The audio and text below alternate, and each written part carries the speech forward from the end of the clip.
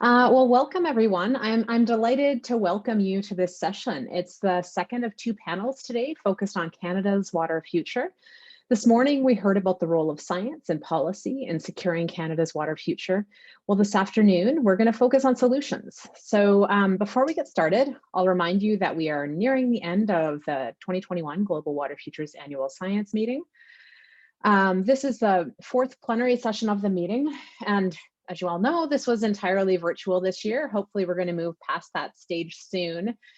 We hope you've been able to attend the various sessions over the last couple of days, but if not, you don't need to fret.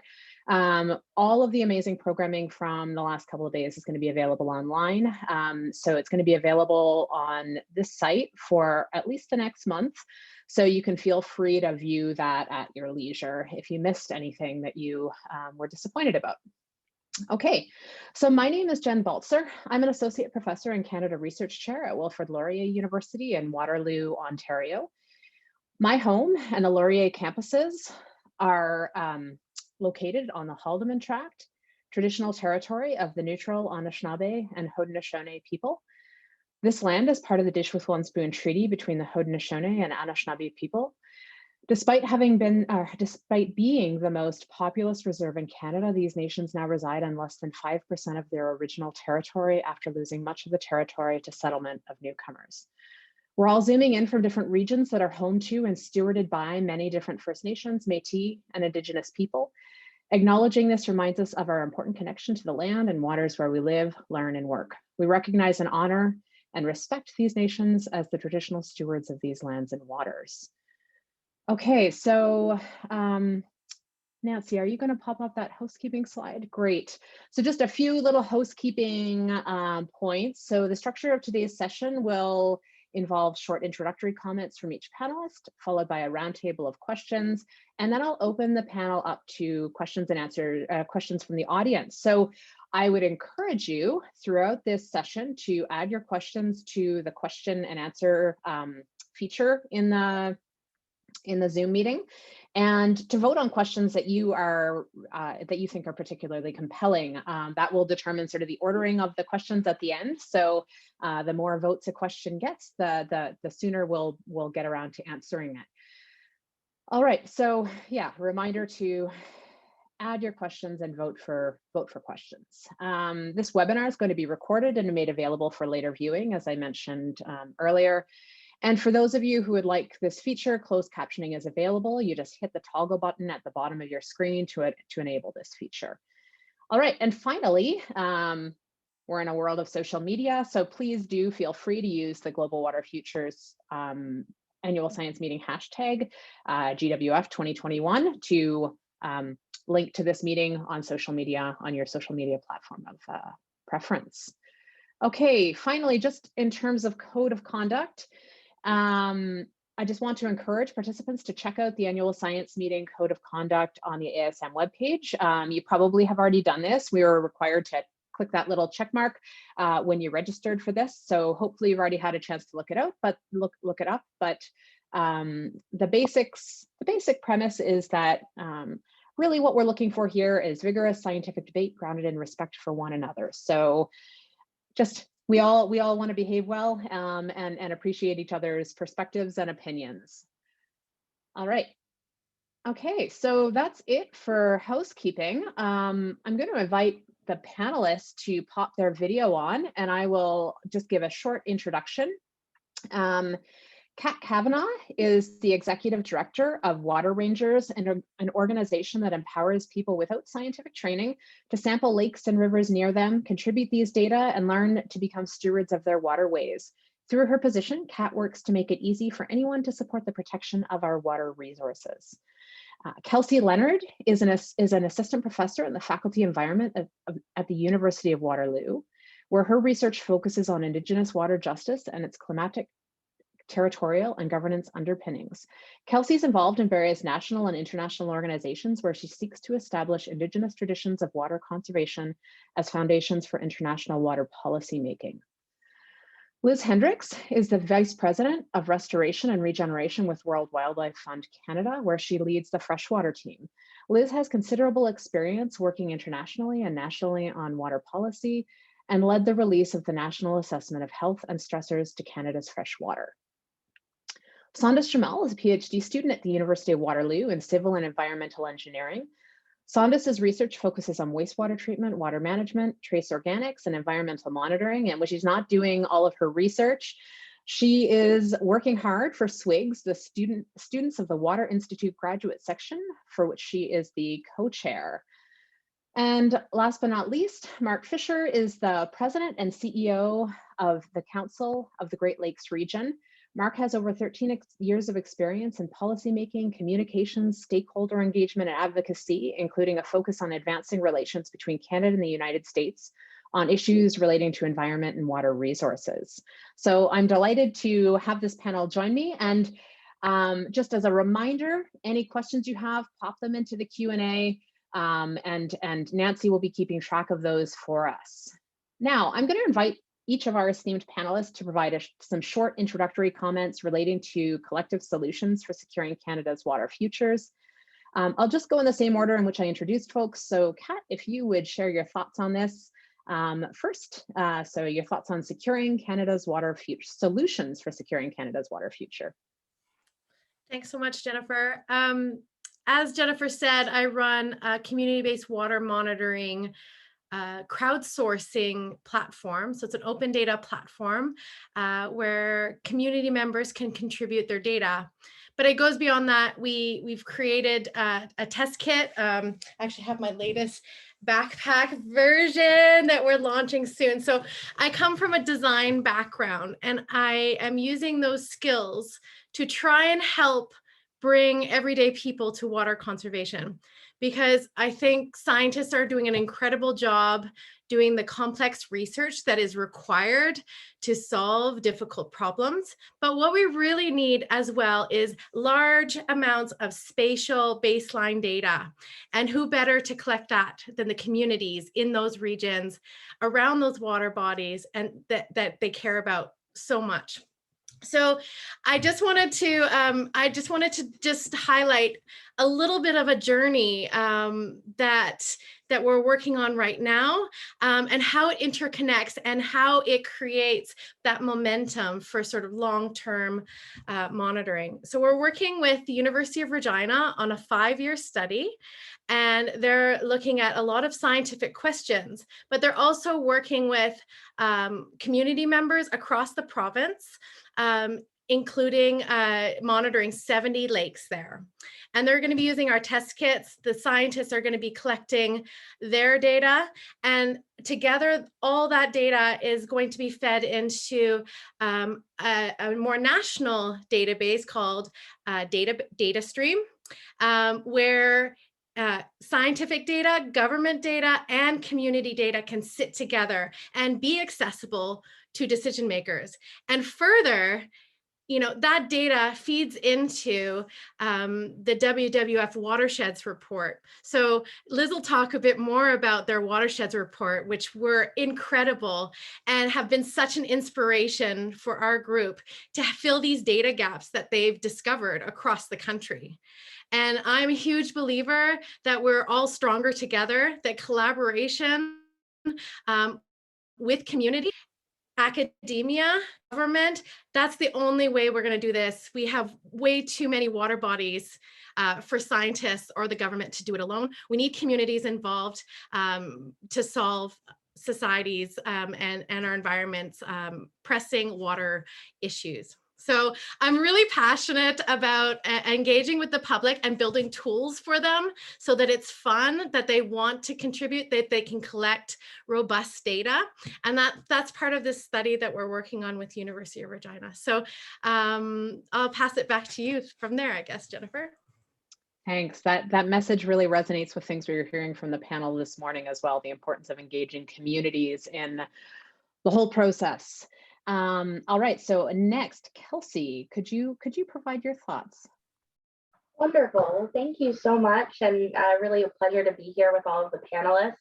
I would say, you know, one of the things that really is resonating, and it seems like we might almost have a bit of a thread across all of our sharings today, is around engagement, and particularly maybe the lack of engagement of diverse communities in water governance and water decision making contemporarily, but also historically, and sort of how that has us in the current situation that we may find ourselves of maybe not having as great water security, across Canada as we would like. And so, in the research and work that I do in terms of, Indigenous science in these spaces of water governance, I've been working with an international team of Indigenous scholars formulated under what's known as the Global Indigenous Data Alliance. So also to Kat's thread on data, I think that is really important. And when we're pushing forward the collection of water data to ensure that it is also being done in such a manner that respects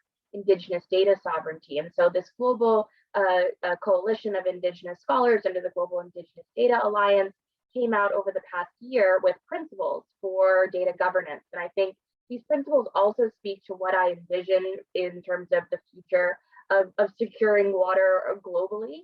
And the acronym for the principles is CARE, which stands for Collective Benefit, Authority to Control, Responsibility, and Ethics. And I think those 4 principles are really core to also how I think we should be approaching water governance in the future, how we should be thinking about what water security means, not only for us as scientists within academic institutions, but how that science then gets communicated to communities and how the communities can then act on that science. And, to Kat's earlier statement, what better way than to actually have research partnerships that are community-led, and in the work that I do, Indigenous-led, where we've had a pretty significant absence of that in our history within water science. So that's a bit what I want to share to start. I'll turn it over to the other panelists, but looking forward to the remainder of the conversation. Thank you, Kelsey, for those really important thoughts. I really appreciate all of that. Liz. I'm glad I am talking about the watershed reports, Kat, because otherwise that would be awkward. I just want to first thank Global Water Futures and the organizers for the invitation to speak. Really glad to be here. Given today's theme to discuss the collective solutions for Canada's water future, I think it is important to take time, and Jen, you mentioned this too, to acknowledge the lands on which we reside, the people and wisdom that have come before us, and the generations that will come after us. While we are on many different lands and regions, I am on the traditional territory of many nations, including the Mississaugas of the Credit, the Anishinaabe and the Chippewa, the Haudenosaunee and the Wendat people, and the area is now home to many diverse First Nation, Inuit, and Métis people. Toronto, where I am, is in the Dish with One Spoon territory, and the Dish with One Spoon is a treaty between the Anishinaabe, Mississaugas, and the Haudenosaunee that bound them to share the territory and protect the land. Subsequent Indigenous nations and peoples, Europeans, and all of us have been invited into this treaty in the spirit of peace, friendship, and respect. And I think it is in that treaty space we should be discussing our collective solutions for Canada's water future. We are all treaty people. And I do want to, share a little bit about WWF Canada. We're a national conservation science organization focused on the intersection of reversing the decline of biodiversity and ensuring restored and protected carbon stores to address climate change. In the face of the dual climate and biodiversity crisis, freshwater species are the least studied and face the steepest decline rates of wildlife worldwide. As WWF Canada's watershed reports have shown, Canada has failed to collect quality information on a national scale to understand the health of our freshwater ecosystems. Our watersheds across the country are already facing the impacts of climate change, habitat destruction, fragmentation, pollution, and more. Canadians have always been told that we live in a water-wealthy country, but the fact is we have a water problem, and we drastically need to rethink and redefine our relationship with water. That relationship needs to grow from a water ethic that embraces science-based, data-driven watershed-level planning, bringing in, Kelsey, you mentioned different communities and different audiences, and I think that's so important to improving freshwater ecosystems for wildlife and people. So I'm really looking forward to today's discussion, that we can move forward collectively, respecting our treaty obligations that build local capacity and empower all of us to support freshwater security for our ecosystems and our communities. And with that, I will pass it along. Thanks, Liz. Sandis. Thank you, everybody. So I would like to echo what Jennifer and Elizabeth has already mentioned about the importance of our land acknowledgements. And I'm going to focus on one specific area that I think one of the most important ways for us to solve the future, to secure the future of Canada's water is to be incorporating more and listening to youth and allowing for them to be part of the process of actually coming up with these solutions. And I think the way we can do that is by focusing on 4 key aspects. One is ensuring that we have actual genuine engagement with youth as equal partners. And part of that process is just thinking about the assumptions we might have, the biases we might engage in, or even sometimes the age discrimination we might be engaging in or be reacting to that we might be perceiving, but also the acknowledgement and respect of their autonomy and their agency to contribute to that problem solving.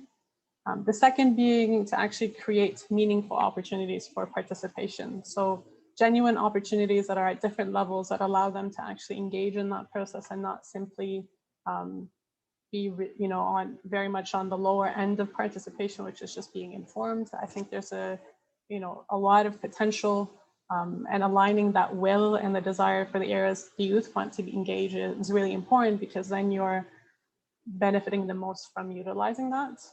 And the third point is focusing on building capacity, and that capacity is for both the youth and the organizations interacting with the youth, because maybe the youth are equipped and ready, but then on the receiving end, there's really anybody who's able to actually work with them. So it doesn't matter how many great ideas they come up with, if there's no one, and if there's no system, whether it's from the training perspectives or the organizations that can actually receive that and interact with it, it's gonna, not be utilized.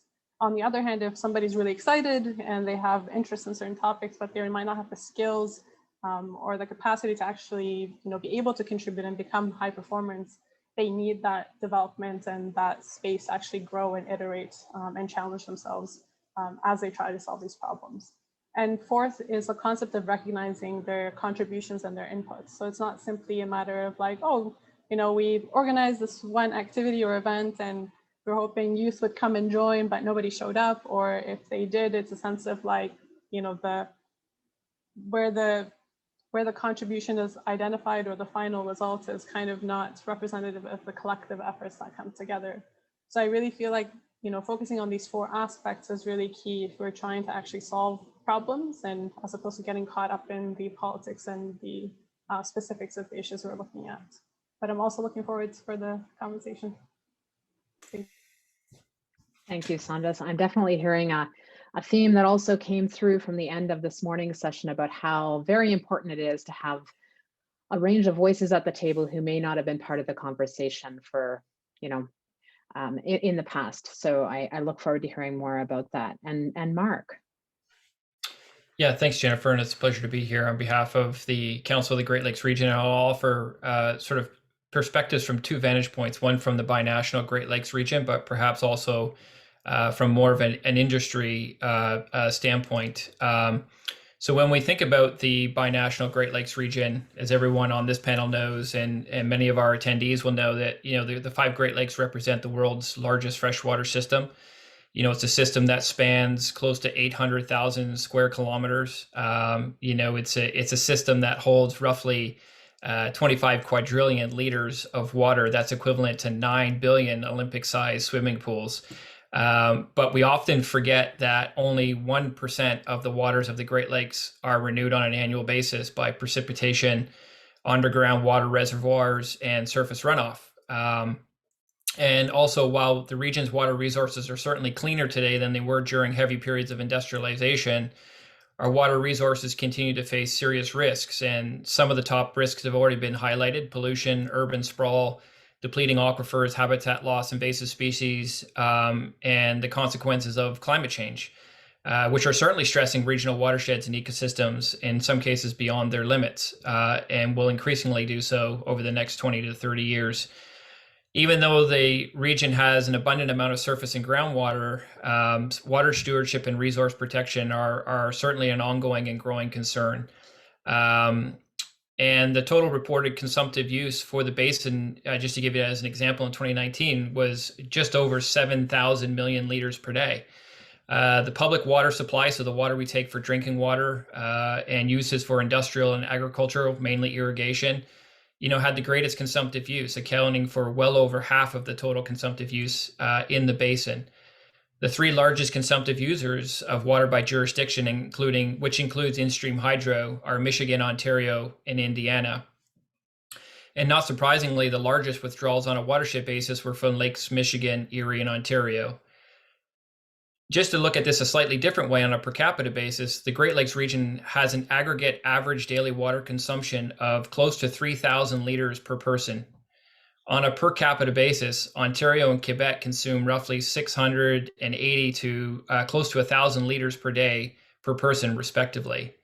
When we think about these numbers globally, our global target of freshwater consumption is between 2,000 liters, which is considered to be a lifeline level, and just over 15,000 liters, which is the maximum sustainable value, so the maximum we should be using. Environmental, social, and good governance pressures and priorities are certainly increasing the focus on how sectors and companies use and conserve water. But there's certainly a lot of work that needs to be done around the world, in North America and the Great Lakes, as well as across Canada. And just to put this into a bit of a global perspective, the Carbon Disclosure Project, in its Global Water Report in 2018, noted very clearly that corporate action is insufficient to achieve the Sustainable Development Goal 6 and to deliver a water secure future. And companies must ensure that water is meaningfully embedded into their corporate governance. So we know that there's more work to do. On a positive note, though, from an industry standpoint, a quarter of the CEOs who have signed an open letter via the United Nations Global Compact to improve the way that their companies use and manage water hail from companies who are headquartered in the Great Lakes region, whether that's Dow, Ecolab, General Motors, or Cargill. I think it's fair to say that companies around the world are increasingly recognizing the value of water through working with initiatives like the Valuing Water Initiative and the impact of water scarcity poses to their business. Again, through a 2020 report from the Carbon Disclosure Project, there are estimates that upwards of $300 billion of business value is at risk due to water stewardship challenges. And so when we think about solutions, again, global solutions or even solutions for Canada, many CEOs are calling for three overarching commitments by industry leaders by 2050. The first one being net positive water impact. So delivering measurable net positive impact in water stress basins where they operate, focusing on the availability, quality, and accessibility of freshwater resources. Net positive water impact is achieved when a water user's contribution exceeds its impacts on water stress in the same region. The second commitment is water resilient value chains. So to develop, implement, and enable strategies to support leading impact-based water resilient practices across the global value chain. And then thirdly, global leadership and Canadian leadership. And this means raising the ambition of water resilience through public and corporate outreach, as well as to inspire other industry leaders to support water stewardship efforts at multitude of levels. I think it's safe to say that industry can't do it alone, and we must work in concert between government and academia and the nonprofit sector to address these very real challenges, again, in the Great Lakes region, across Canada, North America, and globally. We need all stakeholders and sectors working together toward a common water future with clear priorities and reporting metrics. Thank you. Thanks very much, Mark. Okay, so we're going to shift gears a little bit, and I'm going to ask a question of each of the panelists. And just a reminder to pop your questions into the Q&A section if you haven't already. So I'm going to start with a question for Kelsey. Kelsey, you consider yourself both a water scientist and a protector that seeks to establish Indigenous traditions of water conservation as a foundation for international water policy making. Can you offer some insight into what you think needs to be done to generate momentum toward this type of problem solving? Great, thank you so much for the question. Well, first and foremost, I think the past year of social movements and movements for justice across our planet has really shown that if we want to tackle water issues and in many instances the water crises that are proliferating globally, we also have to address the ongoing ways in which colonialism and systemic racism are still impacting our water institutions. Scholars such as Heather Davis and Zoe Todd have written a piece where they have dated the Anthropocene, our current sort of geologic age, with the onset of colonization of the Americas and as well as the onset of the Atlantic slave trade. And so when we think about that, it's important when we think in terms of water governance to address these legacies of colonialism and racism in our systems. And in doing so, it's a recognition that Indigenous sovereignty and Black liberation are connected. And they also then must be at the forefront of how we conceptualize democratization of water governance globally. And so when we think about democratization of water governance, that also means democratization of water institutions. That means increasing Indigenous peoples in leadership positions for water decision making. It means increasing women in these roles as well. We see sort of a domination historically and contemporarily, where water decision making is more often than not made by men. And so, you know, lending itself to allowing for greater participation from underrepresented communities will, you know, also push us forward in innovating for a water future that is responsive to the water needs of everyone on the planet. You know, 50%, you know, women make up, you know, more than 50% of our global population, and yet definitely not even close to that in terms of water decision makers. And I think that also speaks to the role of Indigenous water conservation traditions being, you know, pivotal to how we conceptualize international water policy making.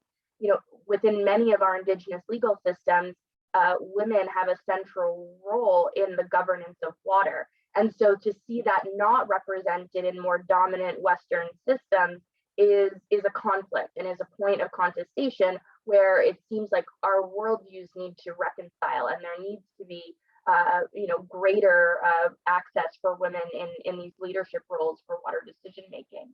And so there are other scholars that speak to this in this space, like Amay Craft and Dr. Deb McGregor, who have written very eloquently in the context of what we now know as Canada, the way in which, you know, Indigenous women have been disenfranchised from water decision making. And I'll leave you with this thought of why this is important. I love the work by Lee Marigold. She contributed a chapter called Water in a book called known as Downstream that was published in 2017.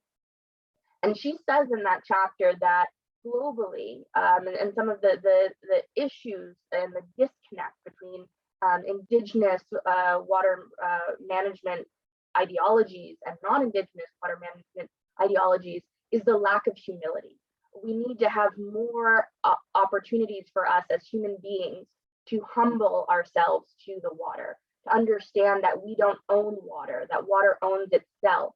And I see a lot of promise in the spaces in which Indigenous law and earth law movements, rights of nature movements are really starting to also hone in on that principle, that the more we try to treat water as a resource, the more we try to commodify and privatize water, the greater our challenges are going to be.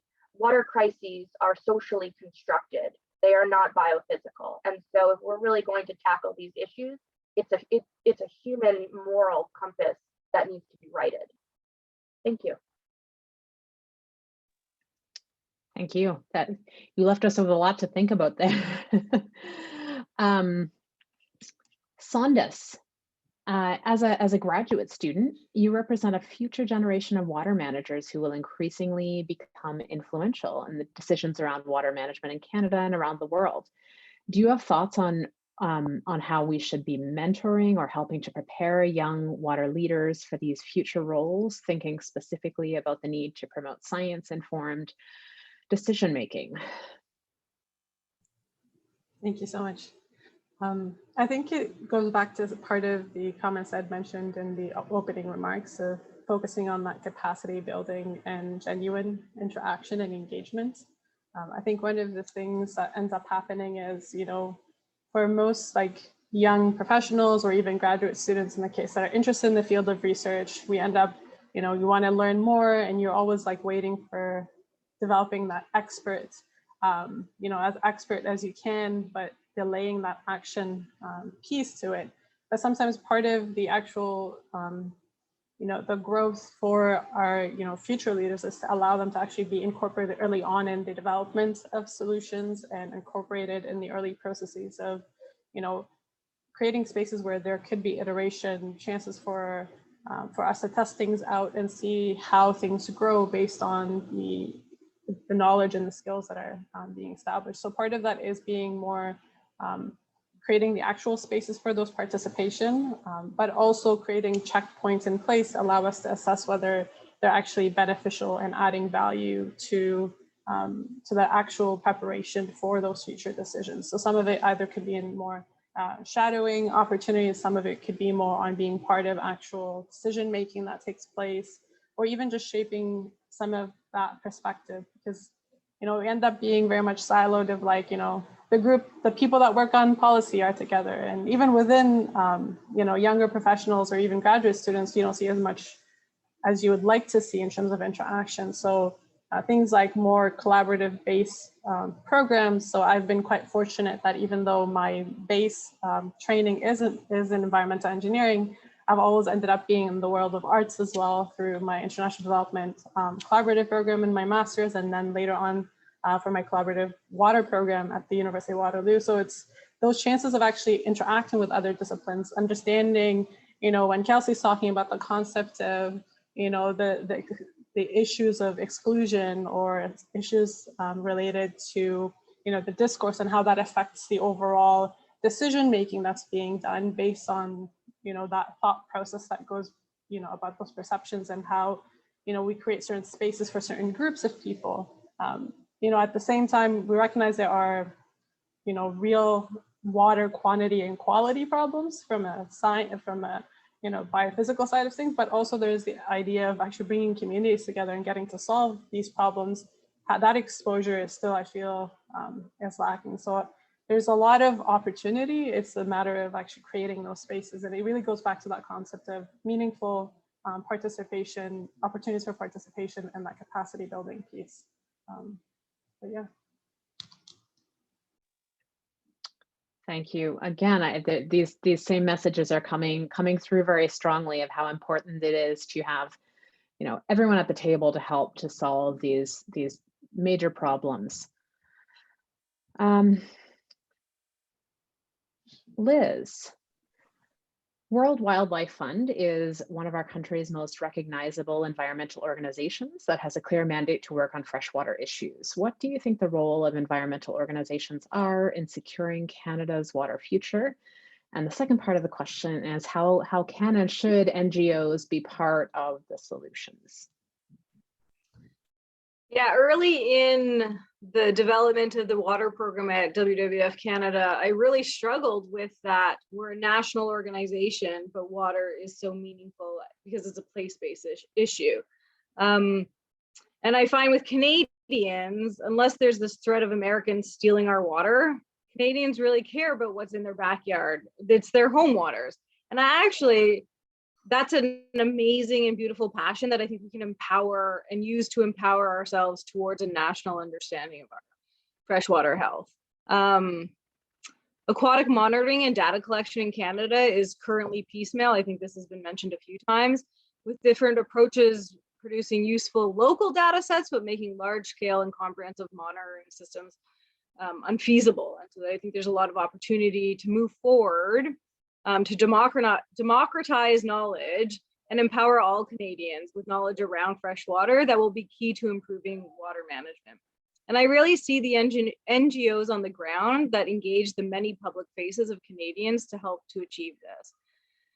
So I was kind of trying to think of different audiences when I was prepping these notes, and I'm thinking, like, imagine if we demystified water science enough that people could speak to the issues as well as we speak to like their local cricket, basketball, or soccer team. And what could that look like? You know, the amount of knowledge around COVID can really tells us that everyone can speak to science knowledge when made to be a public issue. So what could it look like? As local experts, community organizations from across social, cultural, economic, and religious platforms do have invaluable knowledge of their home waters and can be consulted in monitoring, protection, stewardship, ensuring a more equitable approach, I think. And by supporting a more standardized approaches to community-based water monitoring, we can leverage the strategic network, sorry for the background noise, network of communities across the country to create a new approach to water in Canada. I chose to open the door so there wasn't glaring light, but then I forgot that I'm not alone. Thanks so much, Liz. Some of these same ideas carry through from this morning's session where we heard a lot about, data quality issues and data coverage issues and issues related to, open data and all of these kinds of challenges that we face collectively. And I love the idea, and I think that Kat will probably talk more about this, but I love the idea of making everyone water experts, like we've all become COVID experts, or we think we are anyway. Okay, Mark, I'm gonna ask you a question now. The Council of the Great Lakes Region is an organization that has a lot of reach to various stakeholders, including industry, government, nonprofits, academia, and others. How does your organization work to support the connection between science and policy to develop solutions for water security? And the second part, so I'm doing the two-part questions, how can we bring the right players to the table to contribute to these solutions? Yeah, great questions. I guess to answer the first question, we were formally launched in 2013. And as you indicated, we do serve as a forum across 8 Great Lakes states, New York to Minnesota, as well as the Canadian provinces of Ontario and Quebec, to bring industry together with government policymakers at the local, state, provincial, federal level, alongside academia and the broader nonprofit sector, whether they're environmental groups or industry associations, to really do two things. On one level, to think more strategically about the Great Lakes as a shared economy and what more we can do across borders and sectors to ensure our long-term economic success and competitiveness in this new global economy. It's not so new anymore, but it's certainly increasingly competitive. But also, how do we work together to protect the Great Lakes, to protect the environment for future generations and for today? And so, to answer your question, we often really try to bring these diverse perspectives and interests together, whether it's in conferences or the programs that we do, the advocacy that we do, to raise that level of awareness across different audiences and sectors, and to try and create a more of a common collaborative vision for the region when we're trying to think about how do we grow the economy, but how do we do that in a way that it's inclusive, and how do we do that in a way that is sustainable? And I think it's important, to create those kind of forums because, when you look at, and I think, one of the panelists had raised this before, we often work in silos. And so I think if we're going to achieve many of the objectives that we're setting out through the Sustainable Development Goals or, domestic or even regional priorities, we're really going to have to be in this together and to try and find common pathways together. And so that's the kind of forum that we're trying to ultimately create, is how do we bring that science? How do we bring that that understanding and really work alongside policymakers and business leaders and many others to say, how do we get there?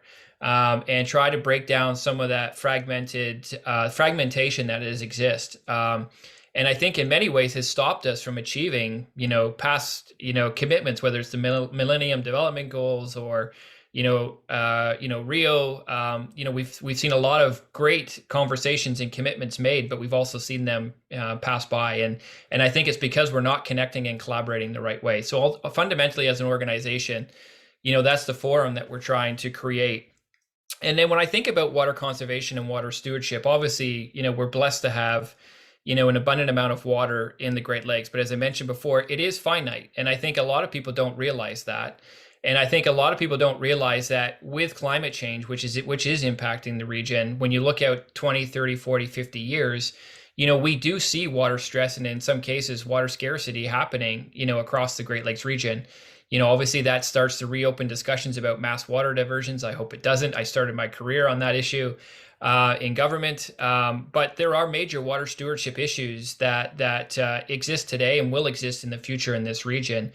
And so we're just at the early stages of trying to bring together, again, industry and government and others to have a much more dynamic discussion about how do we create a common vision and perhaps program around that agenda in terms of how do we grow the regional economy and do that sustainably, and in doing that in a way that protects our water resources for future generations. And again, up until this point, I think it's fair to say that a lot of industries have been absent from a lot of the conversations that I attend and many of the other panelists attend. And so we need to start bringing those audiences together when we talk about water in the Great Lakes. I think we'll get where we need to go faster when everybody is collaborating and working on the same page towards a common future. So we're definitely trying to think a lot more about that water future in the Great Lakes and how do we spark that spirit of collaboration to achieve that future.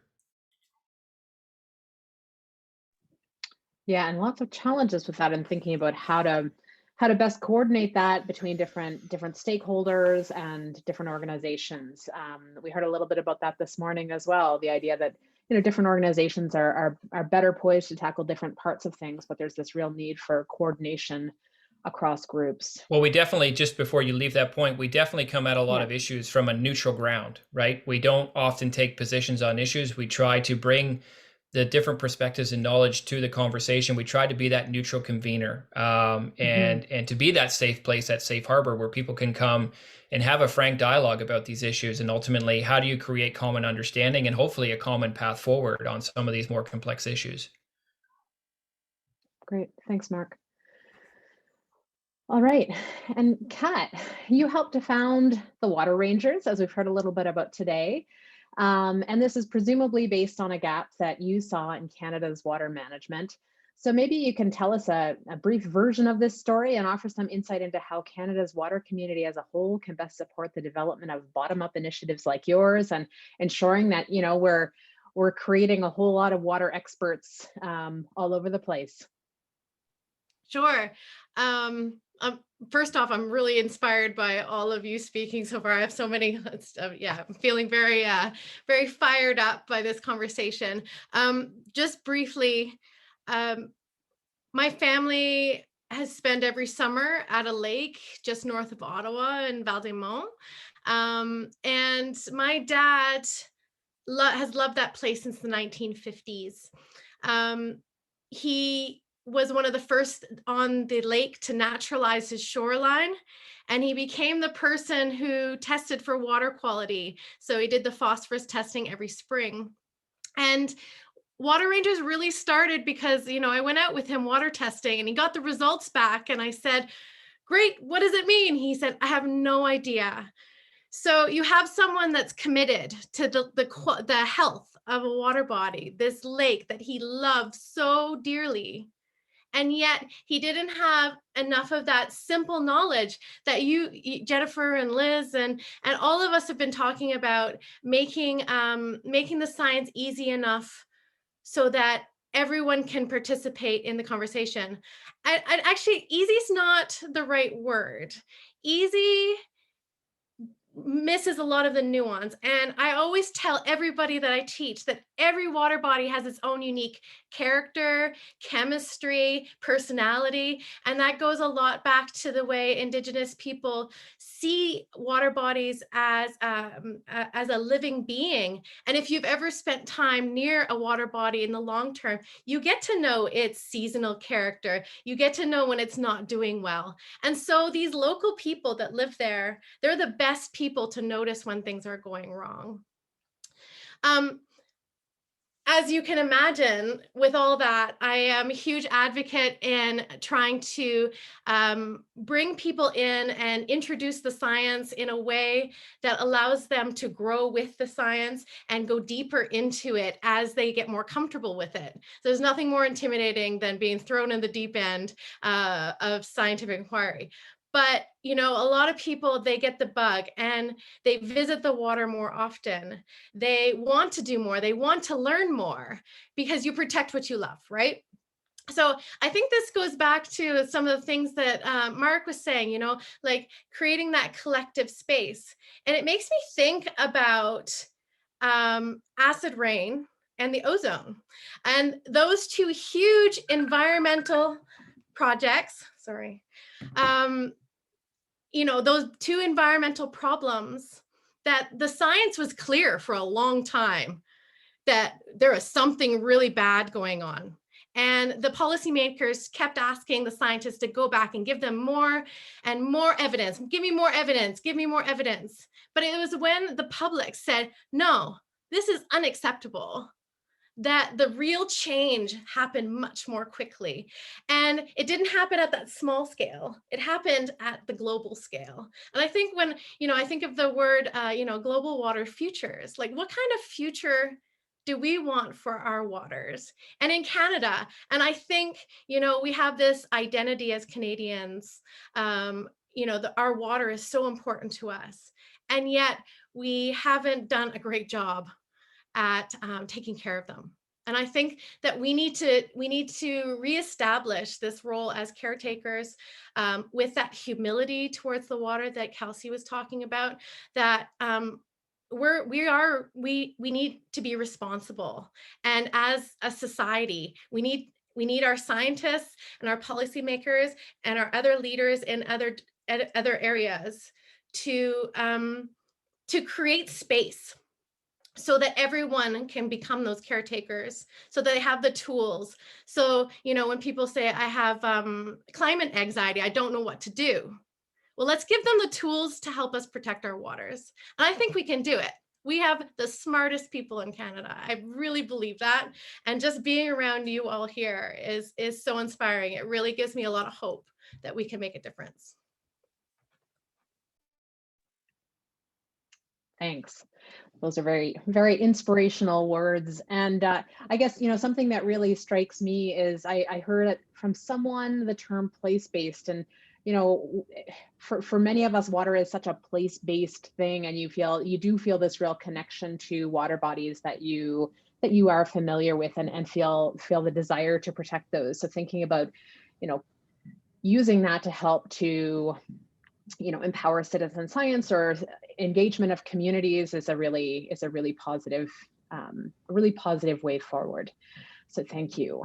Okay, so now thank you. Well, before you put up the next one, of course. Building on something Kat said about the responsiveness of local individuals as well in climate change, you know, we saw in COVID where citizen or community-based monitoring programs were able to go forward where maybe more traditional programs weren't able to for monitoring. So I thought that was so powerful. And then in the face of climate change, where responsiveness will have to be so quick, I think we'll have to rely more on local knowledge and local community advocates. And so I think there is huge potential in that, bringing local communities to the table. So anyways, thanks, Kat, for bringing that up.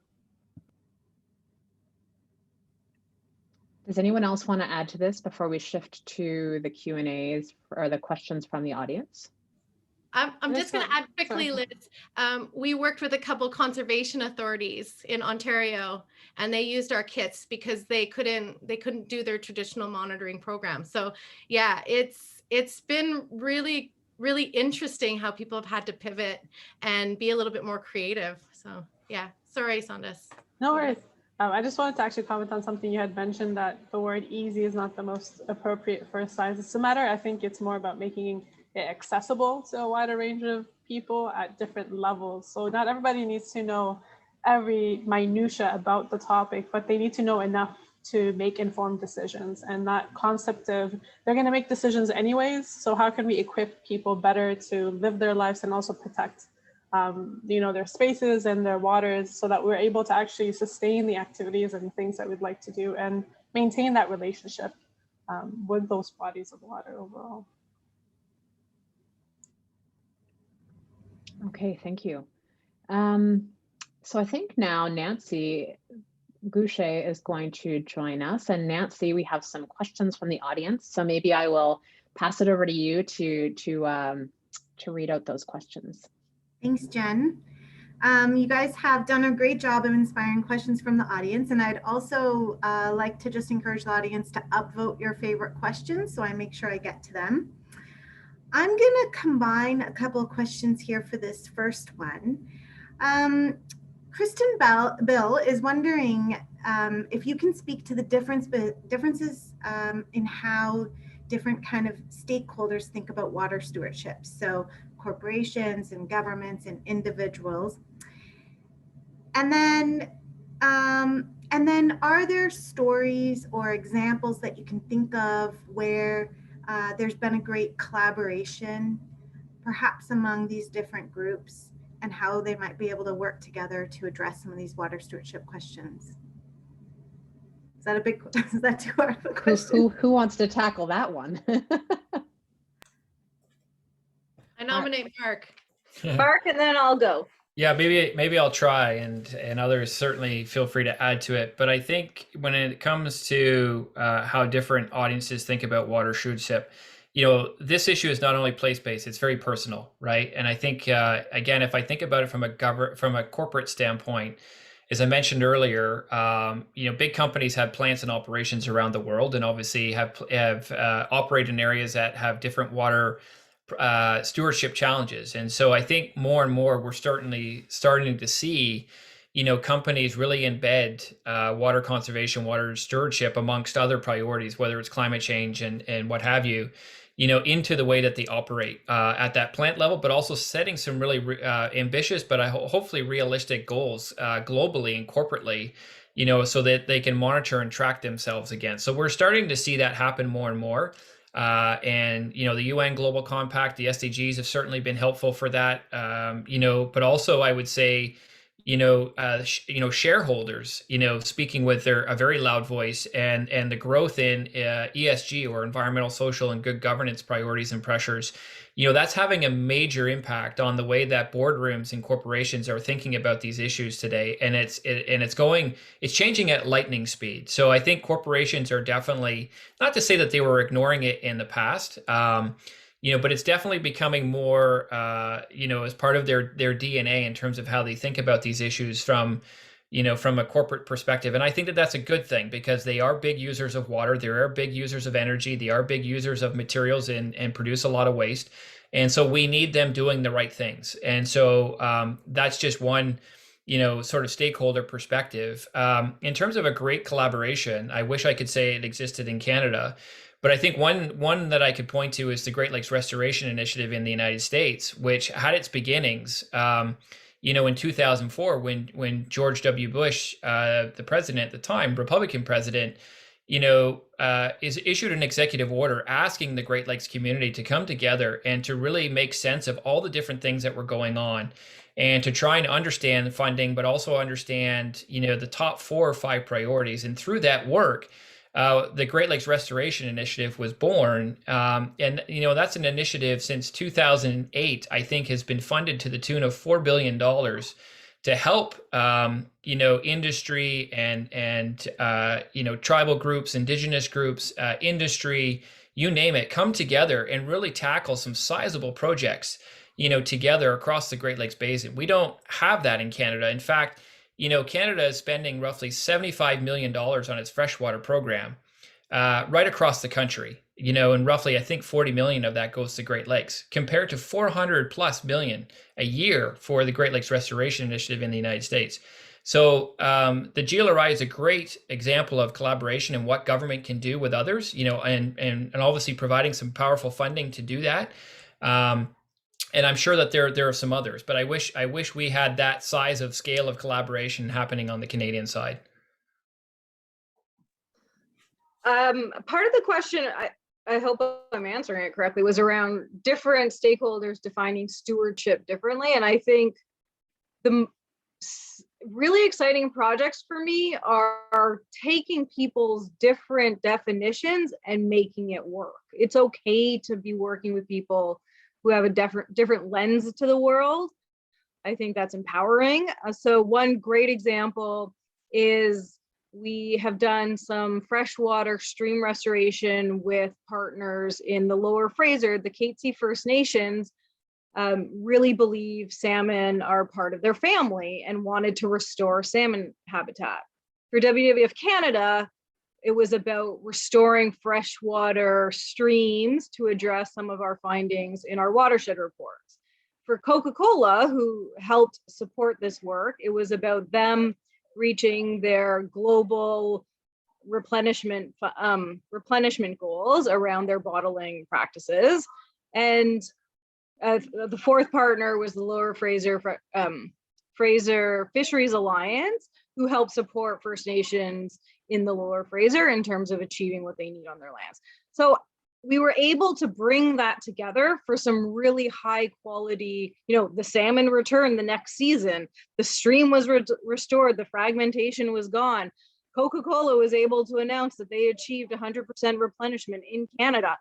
And we didn't have to fit within each other's stewardship goals. We were able to come together at a table and say, what do we all need? And I think that's so exciting, and you can get there. It takes that trust, and Kelsey, this might be the word of the session, but that humility to say, okay, well, how are we going to work through these differences and get to these goals and help each other achieve these goals? So I think absolutely people have different ideas of what stewardship means, and how can we build together because it is multidimensional. Of course it is. Ecosystems are multidimensional, and we have to bring it all together, because with the belief that those different definitions of stewardship is what makes our results better. Does anyone else have anything to add to that? I think there's so many layers to the values and perspectives that people bring to water resource management. I think the points that Elizabeth highlighted with that focus on that common ultimate impact or vision that is being set out was what brought everybody together, and the mechanism or the logistics of getting it done, that could vary for different groups. So that importance of it's okay, you don't have to agree with every single thing the other person is saying. What you have to agree to is, can we actually solve this problem? So being more, focused on coming up with a solution for the problem, as opposed to getting stuck in the minutia of, no, it has to be exactly this way or that way. So that being able to leverage that is really key. And it's really great to see that happening, on so many different levels. But the solution will really start by, we can't keep waiting for that ideal solution of what that would look like. We have to actually make the commitment to, make those changes, keep iterating through the process, and being okay with, failing on small levels so that we can avoid major problems. Because I feel like that hesitation until we have, everything's perfect, it's just not realistic, and it's not how things, operate in reality. So there's that idea of allowing for there to be, smaller failures in the system early on, so that we're avoiding those bigger problems in the future. Can I ask a quick add-on question? Were there challenges with that in terms of bringing these different groups together who had such different values and such different perspectives on why they wanted to come to the table on this issue? I could see that being an issue just in terms of trust and some of the things that we've heard about in today's panel. You're talking about the Katzie First Nation, in the Lower Fraser. There wasn't, and I have to give credit to my staff, Heather Crusheteer, I don't think she's on today, but really building the relationship. And we work really hard to be transparent, especially around our corporate partnerships, both with our corporate partnerships, that transparency, and then being very respectful with our community partners, whether they're First Nation or others. So to that point, you can talk all the science and water science you want, but it's really about building that trust and in the conversations, and being very upfront about how you're going to work, what different parties want to achieve, and how so it's constant communication, right? Really being on top of how things are going to be communicated. No one likes surprises, so no surprises. And it doesn't work for everyone, and that's okay. And it's just working to make sure that we're being as transparent as possible, and being able to have those face-to-face conversations. So you're not diving into, let's do this big project. It's let's build a relationship, and then we will go from there. So from that, we are actually now working towards a 10-year partnership with different folks at the table, but we have been able to grow that work. Awesome, thanks. Nancy, question number 2. Yes, absolutely. I like this question because I feel like we haven't touched on it too much yet. Indigenous science combines a stewardship ethic with information gathering and use. Can Western science learn from this? I was hoping you'd unmute, Kelsey. Yeah, I'll dive in for this one. I think, yes, I think it also is very symbiotic. We should be learning from each other. It's not sort of one directional.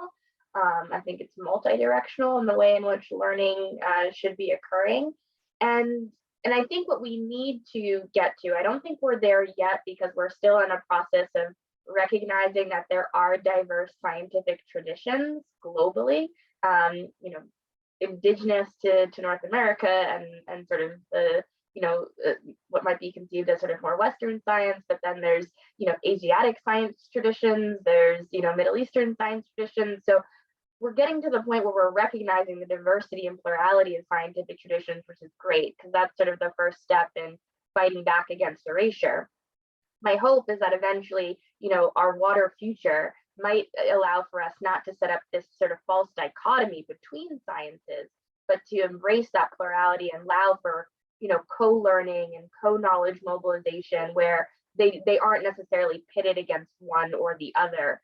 And I think we still have a bit of growth to do in that space. I would love to add a little bit onto there. You know, I think with communities, I'll just tell a quick story. So when we were studying my lake, we did a profile analysis with the local conservation group there.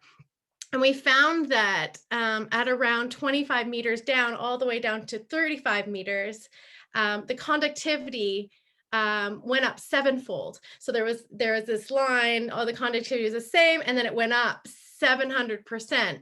So we ended up taking a sample of the lake water and analyzing it, had, you know, a lot of other minerals and stuff in it. And when I was talking with the local community, it was known by someone who'd been there for 50 years or something, that one time the lake turned red and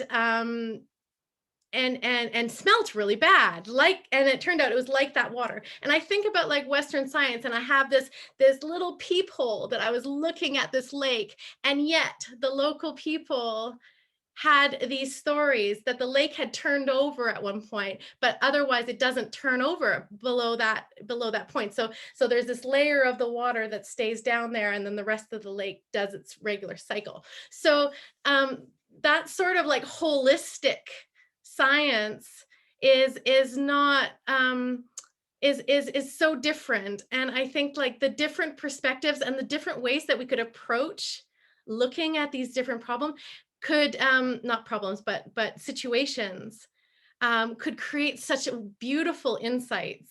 And, you know, as Kelsey was saying, like the plurality of approaches, what we could learn from it is just, I don't know, it'll be transformational if we could figure out how to do it. And I'd add one other piece, because I recently read this article and I wish I knew the name to share with everyone, but from the Future of Good, it's a social impact group based out of Ottawa. And great article about if science was driven by social impact. So that being part of the lens in which we review science, I just thought, oh, wow, what a game changer, right? And how would that change how we approach the science and, you know, the plurality of approaches that you could use for that social impact? It'd be, you know, game changer.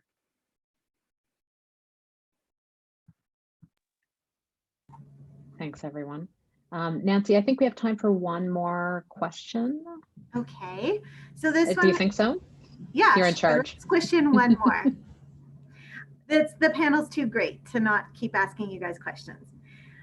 So I know that we've touched on this a bit more, but I think maybe others might have some thoughts too. But how do we engage ordinary citizens in these water issues? You know, water issues can seem really big and challenging sometimes. And how do we avoid that why bother attitude that sometimes it can almost be easier to turn to instead of being more solutions oriented. I'm gonna say, because this is something I love. We've run programs, and some people really love water quality testing with our kits. But other people really love doing shoreline cleanups. And other people love doing planting. But hope comes from action. And so let's give people real actions to do. And so let's give them something to do that makes them feel like they're contributing, but not as a we've engaged with the public, but not actually integrating it meaningfully. And I think Sonis was talking about that from a perspective of grad student, creating these meaningful, more immersive experiences. But I think that should be the case for everybody. And it's more work, and it's harder, and you really need to think about how you operationalize it and you make people feel supported in the long term. And that takes a lot of man hours, and it takes long-term funding. So I think that you need to think about all of that. I think Mark wants to go next. Yeah, perhaps I'll jump in. I think some of the biggest challenges that we face today from a citizen science and citizen understanding perspective is that they do look at these challenges and they do seem so big and so daunting, whether it's water, whether it's climate change, or any other issue that we're trying to tackle. And I think it's our job to try and bring it down to, we talked about place-based and personalizing these issues. I think we need to do that as much as we can. I think if I received as much information about what's going on in the environment in my community as I do junk mail, even myself, I'd probably be a more informed citizen. So I don't, whether it's through conservation authorities or cities or other groups, I think if people were receiving more regular communications about what's happening in their community, and maybe educating them about some of that pan-Canadian science, Ontario science, local science issues, and raising that level of awareness and how they can contribute and get involved. I think you might increase participation rates and helping them think through solutions or actions that they can do at home, whether it's water efficient taps or changing a light bulb, or those simple changes that they can do as a homeowner, as a citizen. But sometimes people just don't know. They don't know where to start. And so I think if we're providing that information to them and giving them, pathways of engagement and understanding, I think we can create, definitely a lot more citizen scientists and more informed citizens. Again, if you look at the amount of junk mail that I receive, about this and that other advertisement, I'd much rather receive information about, real things that I can try and absorb and understand and take action on. So I don't know how we do that, whether that's through government or great organizations like Earth Rangers or WWF, but I think there's a real opportunity there. Yeah, I think, a common theme from what everyone has shared is around education. And we really need to be targeting more of this connection building. It has to be cultivated early on in our education system. So, really, getting the JK all the way through, high school students to really be engaging with water science and, water governance topics, and also trying to debunk a lot of the curriculum myths that exist right now in the standardized curriculum that make it seem like the Great Lakes is this, water resource plentiful place. And yes, in some ways it is, but we have to steward it to make sure that is maintained for future generations. And so I think that's the challenge. You shouldn't be able to exit your, primary and secondary schooling and not know where your water comes from, not be able to answer these basic, civic duty questions. We cultivate, civic citizenship, through different coursework and curriculum building across the primary and secondary schooling. But we don't do that in the context of environment and natural connection. So more environmental education at an earlier age, I think, would be helpful. I would just add also, it's not like, sometimes I think we sell it like there's only one way to be. And it's, none of us are the experts on changing the world.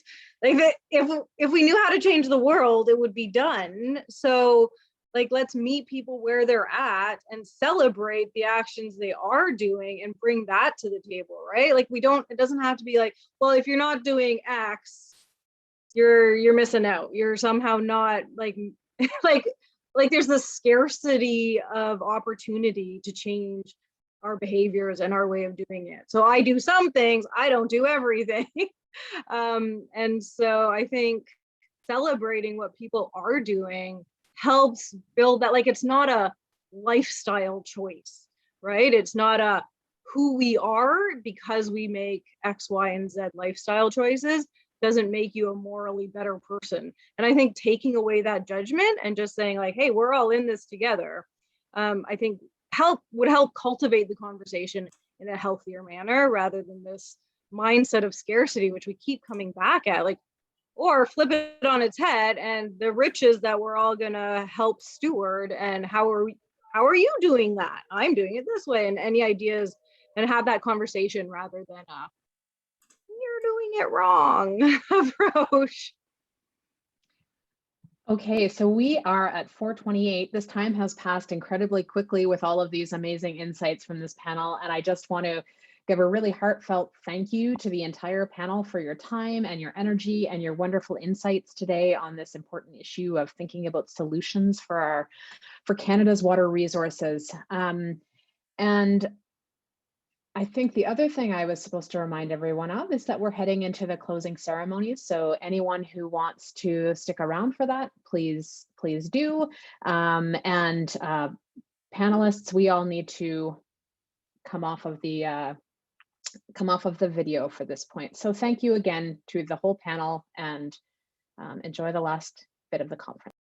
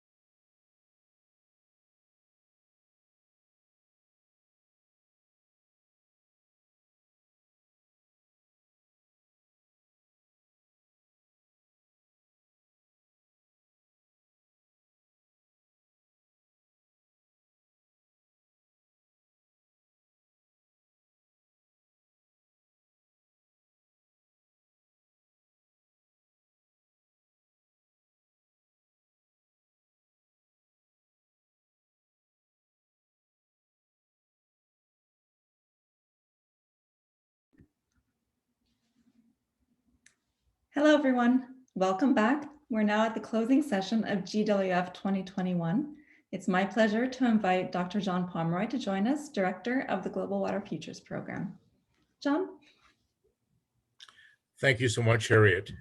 It's just been an incredible meeting, and so I'm going to provide a few remarks here and just share my screen with you to launch it. There we are.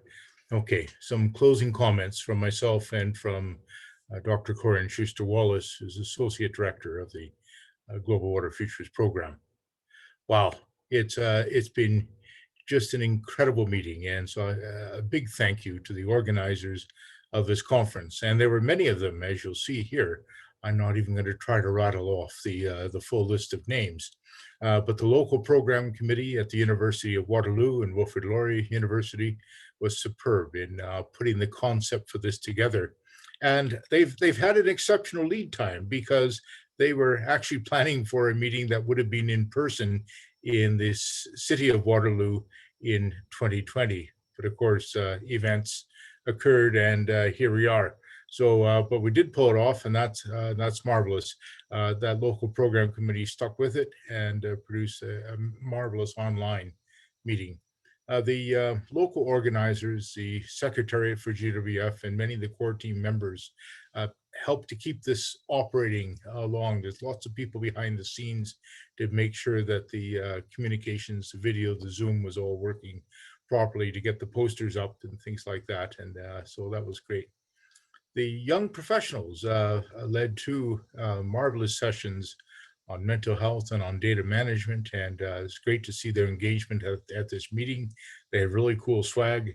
And I think they had some input into getting the local beer supplies to people. So as well as the some of the social events. So thank you. And then the many session conveners, the plenary invited speakers, the panel members, and Pearson Technology. Wow, really helpful, and thank you so much. And then, of course, Elder Roland Duquette for the opening and closing and guidance on how we might better integrate our traditions. So reviewing the meeting, there were five themes to it. One on climate-driven exchanges in water environments, the second on anthropogenic pressures to ecosystems, the third on turning research into policy and management, the fourth on innovations in water science and technology, the fifth was knowledge co-creation with Indigenous communities. But amongst these, we had cross-cutting challenges and opportunities as well, transferable knowledge and tools, predictive modeling and forecasting, data science and management, socioeconomic health determinants and impacts, and stakeholder engagement and knowledge mobilization. So, and I think these themes were very well covered across this meeting. You could see substantive advances in each of them, and also those cross-cutting areas as well. So I think that's very good. These were implemented through the parallel sessions, crossing the 5 themes over 3 days. And so many of you have participated in those sessions and contributed to them. And then, of course, they had poster sessions allied to those themes as well. So wonderful there. That was all very good. Lots of great topics covered, you know, anywhere from permafrost to sensors to remote sensing to SARS-CoV wastewater, to next generation data science, to agriculture, crops and hydrology, and clean water and Indigenous communities, on and on. It's an incredible breadth of water topics, but also shows how dynamic this field of study is, and how important it is for Canada, because these are areas of importance for many sectors of the Canadian economy, for our society, and of course for our natural ecosystems. The programming, we had 131 posters in there, which is pretty good, 4 plenary sessions with 3 keynote speakers and 10 panelists, and many prominent people from outside of the normal Global Water Futures orbit, which is really refreshing and exciting to hear what they had to say. We had 14 parallel sessions with 75 talks, 92 speakers, 15 of those were external speakers. So really great parallel sessions and a lot of good dynamic discussions in there. The registration, over 1,000. The latest number is 1,068 people registered for this meeting. That makes it, to my knowledge, the largest water research meeting in Canadian history. And what's rather interesting is that the second and third largest water research meetings in Canadian histories are the 2 previous Global Water Futures meetings that were in person. So, so we're heading in a good direction and really doing something quite profound for Canada. Of those registrations, 569 were involved in the Global Water Futures as researchers or students or staff or partners. 485 were external to Global Water Futures. That's really good, and that's increased quite a bit from our in-person meetings, and shows some benefit to having this on the online platform. And of course, not just from Canada, but also from the US and from Europe. So, and also because these are recorded, many more people will see this later. The talks are on YouTube. The posters will be up for some time. So there's a chance for people to come in and catch them. And I know, for instance, I couldn't capture all the parallel sessions that I wanted to, but I know what I'll be doing is going back and reviewing those. So that's very exciting, and lots of people I think will be doing that as well. So if you need a guest lecturer from your course, you just got the YouTube now for next fall, don't you? There we are. Finally, congratulations to all of you. This was a remarkable event, this meeting. You've organized, contributed to, and participated in the largest water research conference in Canadian history. Pretty good. The meeting was online and it ran seamlessly. Now, we haven't organized parallel sessions online before in Global Water Futures. We've run some webinars and some panel discussions. We got pretty good at that, but this is another level of complexity, and it ran seamlessly. Those attending were providing a substantive contribution to knowledge. The discussions were open, polite, inclusive, and respectful, everything we'd hoped for. It's clear that even during the pandemic, people have been very busy and making great progress. And that's the other thing, is you pulled this off in a terrible time, the worst human disaster of our generation. And it's always rather interesting. One of my heroes in science, environmental science, was a brigadier general from Britain, Bagnold, who was retired and in North Africa, hauling around with camels and Model Ts a portable wind tunnel to study saltation of sand. And he did these experiments and he wrote a book on it, which he published in 1941 while he was involved in leading British forces to fight Axis powers in North Africa in the Libyan desert. And I always wondered how he did that. I actually met him when he was older, and he said, oh, a bit of a bother, but he did it. He just got on with it. Well, you just got on with it as well. And we know everyone had all kinds of distractions and events in their own personal lives that have impacted you tremendously over the past year. And you pulled it off with aplomb. And most people are presenting from home, and there's all kinds of things going on at home right now, and you still pulled it off. And that impressed the heck out of me. It was really, really good. So you dealt with all these things, and you've shown the type of transformation and adaptation which is possible, and that gives me great confidence for the future. And that's important because we've got an interesting future coming up. During our meeting, part of the city of Prince Albert, Saskatchewan burned, and many of its population were evacuated. That affects me because I've got family there, and it's very disturbing. So the water problems, and that was a wildfire. So the water problems, drought and flood, water quality, mismanagement, contamination, others are still carrying on during this pandemic. But Global Water Futures provides a vision for how we might create our own water future, the water future we want, one where we've created information, mobilized knowledge that we can use to predict and respond to the water crisis we're in, using science, traditional knowledge, our water predictions, our sensors, and strengthening water management to avoid disputes, adapt to climate change, manage water-related risks, preserve our ecosystems, grow the economy, and leave no one behind. Equity and equality were important issues raised in this meeting, and ones we have to go for. And if we don't do that, the future could be pretty bleak. Future could look like the north end of Prince Albert right now, and where we have water problems overwhelming society for a variety of reasons, and that's what we want to avoid. So I prepared a few comments. A colleague of mine, Ron Stewart, back in the Mackenzie GWF study days, used to provide a statement at the end of the meeting summarizing where we are. And I thought, Corin and I thought, well, this would be a useful thing to do here. So it's a multi-part statement. It's just an attempt to summarize things and put a marker in time for us. So here's the first. Over 1,000 Global Water Futures members and partners met online in the second year of the pandemic to share our advances in knowledge and to connect with users and partners, to provide updates on co-developed water solutions, and to discuss the actions needed to secure Canada's water future. Global Water Futures continues to make scientific and institutional progress despite the challenges of the pandemic. It has launched its transdisciplinary projects and teams, all of them, and developed a virtual water gallery of art that can be found online to translate science. And we are implementing a novel equity, diversity, and inclusion strategy.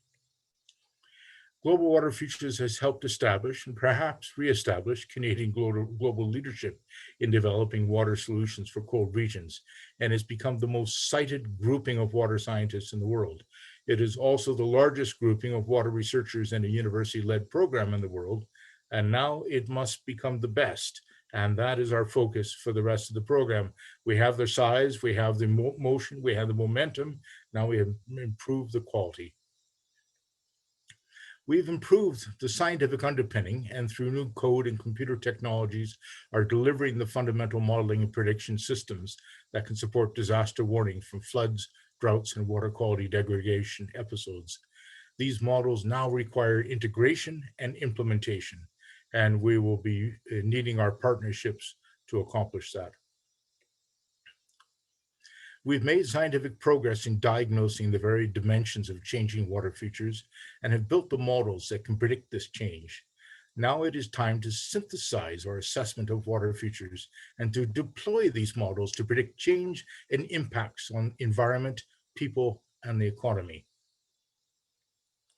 And finally, we have worked with over 450 users and partners to develop transdisciplinary solutions to managing water-related risk in a wide variety of sectors, communities, and regions. Now we need to share, evaluate, compare, and contrast those solutions to find those most suited to purpose and work with our users in their implementation and in the institutionalization of a solutions-based, equitable, inclusive, evidence-informed approach to achieving water sustainability for Canada and to contribute to global water solutions for international partnerships around the world. So that's our statement. And if you have comments or thoughts on that, send it to us. We're happy to get into some dialogue there, and we'll put it up on the website as a marker for this meeting once we finalize it. So thank you. That's a statement that really everyone has contributed to through your actions. So next steps. Let's hope that the pandemic's restrictions ease and that we're entering a rather pleasant summer of where we can do things again. And that means a vast increase in our field and community-based research activity. We can get out of our universities or back to our campuses, out of our basements, back out doing the work we want to be doing. This also means greater opportunities to engage with our partners, stakeholders, users, and communities as we can again gather. And we have some regional and sectoral science discussions planned for Global Water Futures over the next year through our knowledge mobilization team. We were starting them just before the pandemic hit, and we'll get them going again, but we filled them in very nicely online in the meantime. Many projects have asked for extensions to permit catch-up from COVID impacts. They'll be catching up. The Canada Water Agency is going to occur and is being developed. And so this is a great opportunity for Global Water Futures to engage with the Government of Canada in its formation so that we can help shape it and that it can receive some of the capabilities and capacities of this program as a legacy of Global Water Futures. But we need to explore other opportunities for continuity and sustainability of Global Water Futures research. This includes discussions with the Canada First Research Excellence Funds group from TIPS about what sort of follow-ons might be envisioned. And it also means that we have to be innovative in finding ways to sustain the capacity, the tremendous capacity that is built up for water science in this country. Synthesis activities. We've created lots, and now it's time to bring lots of this material back together. That means workshops, sectoral meetings with users and knowledge holders, model applications, synthesis papers, special issues of scientific journals, books, others. We've done videos in the past, lots of ways to synthesize activities and get information out. Meeting next year, maybe we can do that in person. We have to think about that. Or perhaps it's a hybrid meeting that's partly virtual, partly in person. Reduces our carbon footprint, saves a bit of money for follow-on extension, lots of interesting things there. Maybe we meet where one of our universities is. Maybe we meet somewhere else. So still to be worked out. And we, of course, need to know that we can meet in person before we plan that. And then finally, an extension. The Tri-Council Secretariat has offered us the possibility of a no-cost extension. The Strategic Management Committee has discussed this, and we'll be discussing this with our Vice President's research. Maybe 2 years is enough to get everything finished. It's hard to say exactly until we see the end of the impacts of this pandemic. One thing, though, is that 2023 will be the end of the major portion of the program, and so expect a large synthesis and wrap-up meeting in that year. And so, in closing, I thank you and pass it over to Elder Roland Duquette for his closing comments. So, thank you, Roland.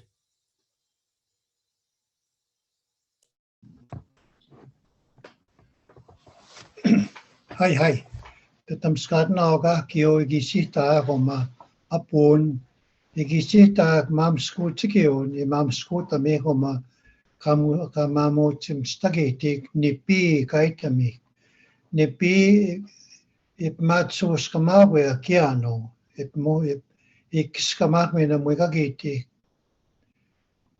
euneka kio gikoya igipimi kusia semanto igimigoya kaisip machuya kaisip matsiak mina kiano askoi mai tutasya kiwe usama pachita usami tawage aga puito mina wing skating maga nanto uti nawe ikipi usami tamik usama pachita asko maga kansto tamik umuta waskitas kami kaitamik Sipia sagay kana kichagam kwa eguneka kyo igi machi we akote nawe epto chewe momu ya ke gota nuska gisagak kananto gaite tamek maga ya kame muik kakwe paspita gamma kamiuska we kamio atamak minamane apachita te kamio machuya kananto guys patay akan maga kawichi tuya komutanigan yo kami na kawi tapsum tuya kananto kay teta kay sino pag kakwi mo testamasya kama kati swanita. Good afternoon, everyone. I want to first of all thank you, John Pomeroy, for your incredible work with UFS. And for me, I hold personal to that because we all have to retain some form of responsibility, every one of us. That responsibility of who we are as individuals.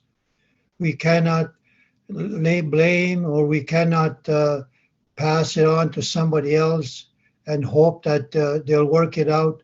No, it's that compatibility that we have as human beings. We are all responsible to work together, to work in unison for our rescuing that great thing that we call water. In my language, nipi, meaning nipi means the whole being of us. Say, it holds true to that, how we survive with that. And then diminishing that a way of addressing our, maybe diseases that are happening, we have to look down and say, Tani Koma, why is this? Kigoyoma, what is this? That is causing these diseases, these things that are not well for ourselves and our children.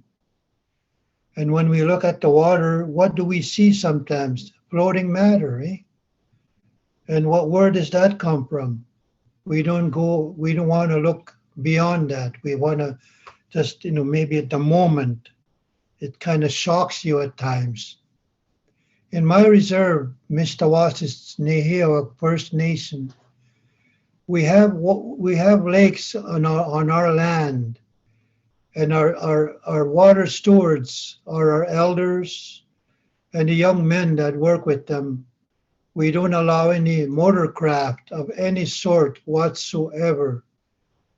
We allow people to fish, but not to have any form of vehicle that has gas, you know, anything that is going to make a noise in the lake. We want them to be that like a baby. You don't want to disturb the moment of that, what is underneath as well. The plants, the fish, the insects. Those are the things that we want to protect. We'll do anything to protect our environment in my reserve. We police that as something sacred, something that's very vital in all of us. When you walk in our lakes, they're cold, but you can swim in there. You can walk your whole body to your neck and feel that Mother Earth, like you're in your mother's womb, breathing in you, that calmness, that very essence of life that is, you know, moving in your body, that calms you down. To appreciate that. Even you can drink our water. That's how clean it is. And this is why our elders time ago told us, do not allow anyone to come and take away your water. And they thought of us. So globally, I want to just mention that we can do that. We can bring back our mother's womb. We can bring back those things that make us well, to feel the energy of our mothers, our grandmothers. So that's what I give you. And today I was, noticing, there were a lot of women, talking, making, that awareness. They are the forerunners I was watching. It was so personal that they gave that energy as giving when our children are born. So we have that capacity. So I thank you all for listening, and I pray for good journeys for all of you, and wherever you are on earth here. I thank you again for sharing our Treaty 6 territory, homeland of the Métis, which we are so proud of, that we try to make that movement. People like John, and the staff that he has, the people that are working in that, we have that river, Saskatchewan River, flowing right between our city. Boy, it's so amazing that I live in this land of freedom, land of choices, but we're still getting a little bit squeezed at times in places. We have to deal with those as well. So I thank you all, and Creator walk with you in your journeys home, in your territories and your communities. I thank you. And with that, I leave you with a hi, muistas asamina. Ekose. Thank you so much, Elder Duquette. And I close with a last big thanks for Harriet Bigas, for her tremendous work in organizing this meeting and looking after so many aspects to it. We couldn't have done it without you, Harriet. Thank you. At that point, I declare this meeting closed. Thank you all. See you next year.